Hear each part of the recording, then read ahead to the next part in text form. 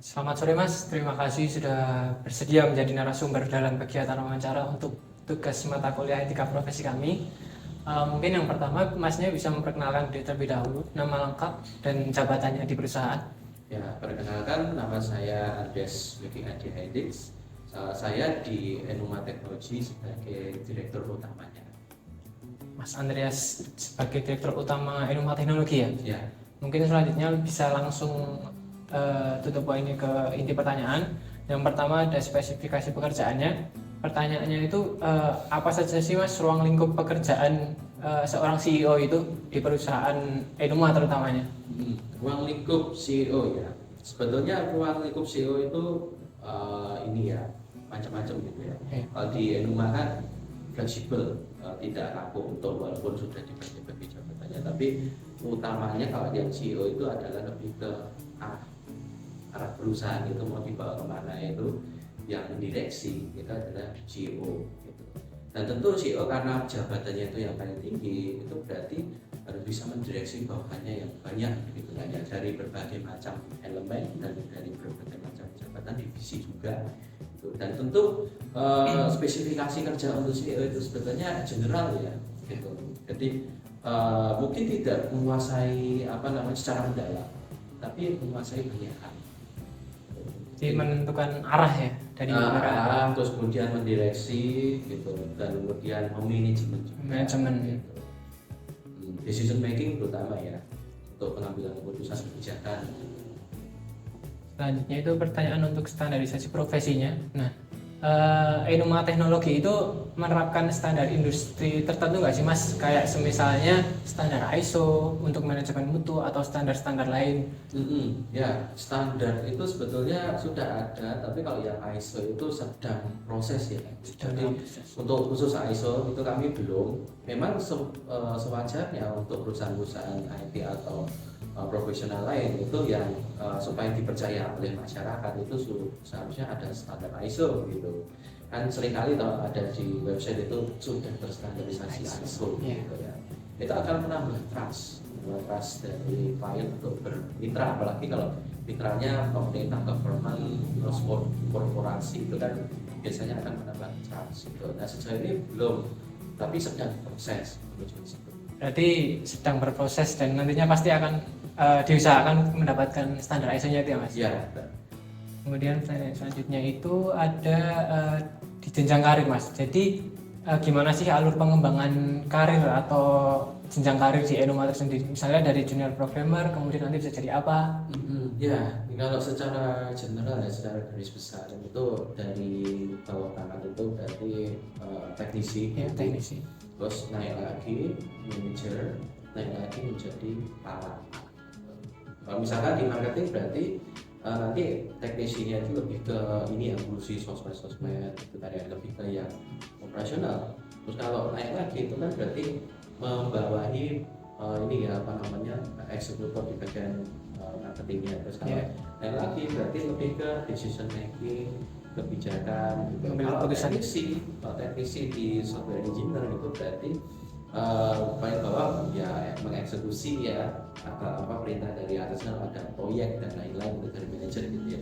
Manajer itu akan mengelola ini pekerjaannya bagaimana gitu. Terus kemudian kalau kepala teknisi berarti itu nanti ada kayak quality control, terus kemudian bikin kebijakan juga, aturan dari SOP dan lain-lain. Jadi untuk jenjang karir itu emang jelas dan terstruktur ya di Enuma itu. Gitu, dan itu nanti kan bisa beberapa tahun sekali dan dilihat dari performanya bagus, naik. Berarti dinilai.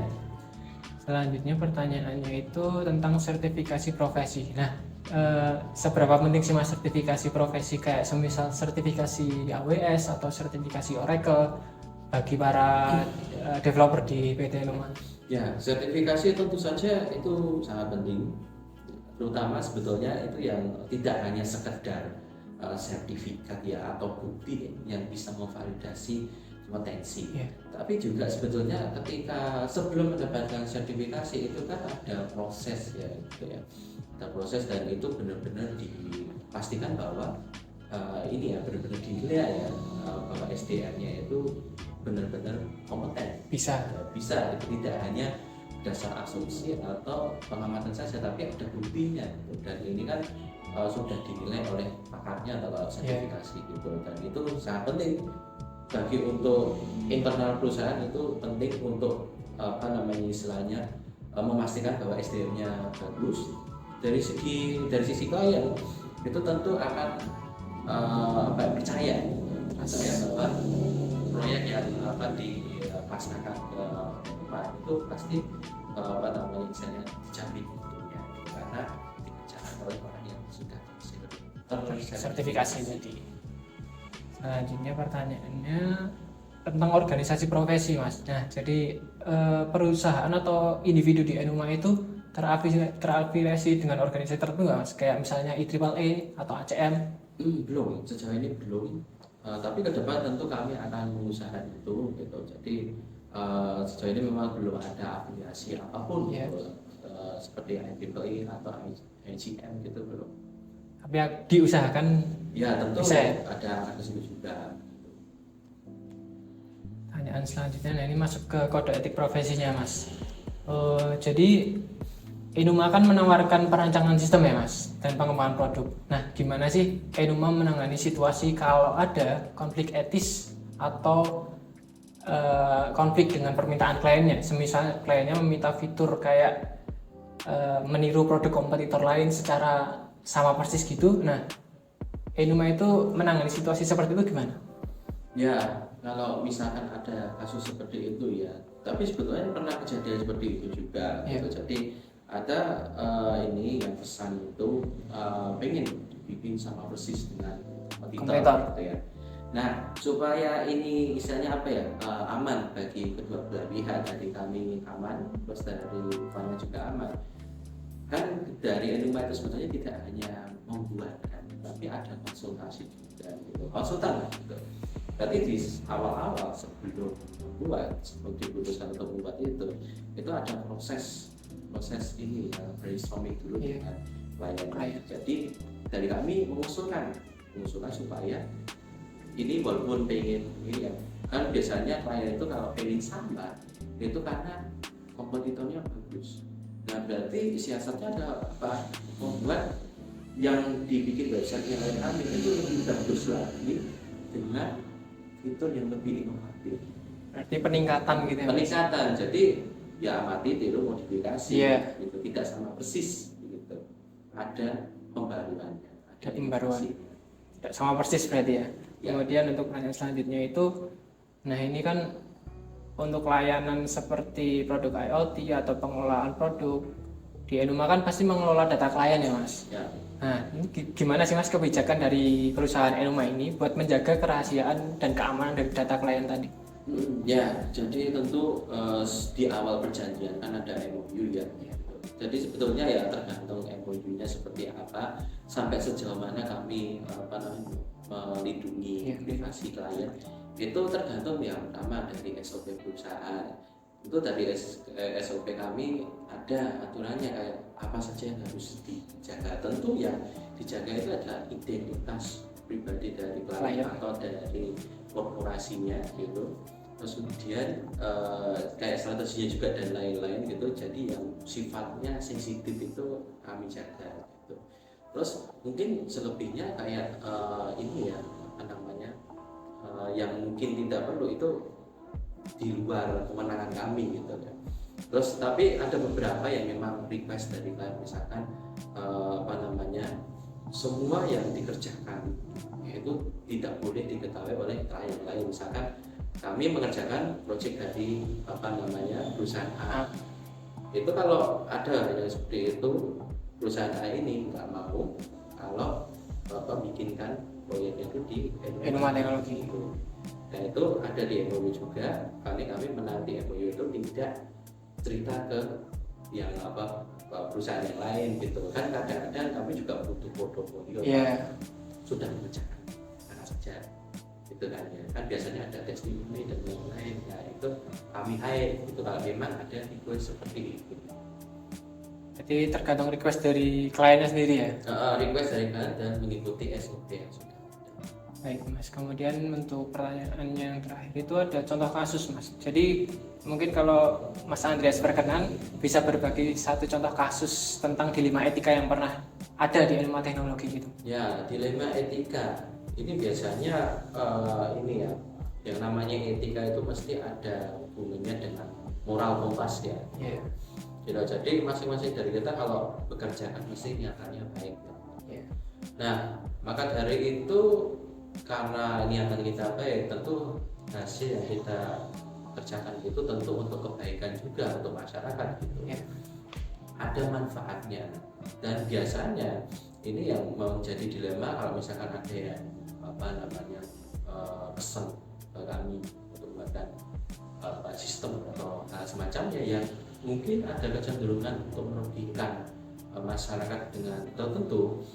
Nah itu yang kadang-kadang yang membuat kami resah gitu ya. Ada di sebelum-sebelumnya sudah pernah menjalin kerjasama, dan ketika ada pesanan seperti itu, kalau misalkan kami tolak, itu kemarin dilemanya kemungkinannya itu company-nya pesan ke tempat lain gitu. Artinya apa? Risikonya adalah kehilangan klien gitu. Tapi menurut kami ya tidak masalah, karena risikonya justru kalau ngambil proyeknya itu besar itu kan termasuk kalau misalkan itu merugikan masyarakat itu bisa berurusan dengan hukum gitu. Begitu sih. Jadi sebelumnya terjadi dilemanya seperti itu. Itu jadi dilema tapi tetap Enuma berusaha untuk taat hukum ya Mas. Maksudnya pasti. Betul. Kemudian untuk pertanyaan terakhir, mungkin ada pesan atau saran untuk kami dari mahasiswa IT yang sedang belajar dan juga mau lulus terus bekerja di dunia lingkungan kerja yang besar gitu, biar bisa menjadi profesional yang berintegritas nanti gimana Mas? Yang bisa berintegritas ya tentu sebetulnya yang utama itu karakter. Iya. Kan harus punya moral kompas yang bagus gitu, dan kalian pun harus berbudi luhur, kerti gitu. Karena ketika kita di tempat kerja itu pasti terkadang tergantung lingkungan kerja juga ya. Ketika lingkungan kerjanya baik, biasanya kalian juga baik. Tapi kalau lingkungan kerjanya mungkin toksik atau negatif, kan biasanya itu kalau tidak punya pegangan atau komitmen integrasi yang kuat dari karakter kalian sendiri, kalian akan ikut arus gitu. Jadi pesan utamanya adalah karakter ya. Karakter yang berintegritas, berluhur, pekerti. Jadi kami harus menjaga karakter kami biar tetap berintegritas dan berluhur ya Mas? Ya, dan itu otomatis kalian pasti akan mengikuti etika profesi. Siap Mas. Mungkin segitu saja wawancara dari kami. Terima kasih banyak Mas Andreas atas waktu dan penjelasan yang telah diberikan. Wawancara ini nanti sangat membantu kami dalam memahami profesi di bidang teknologi, kemudian penerapan etika profesinya di lingkungan kerja nyata. Semoga Enuma Teknologi bisa berkembang dan sukses selalu Mas. Terima kasih.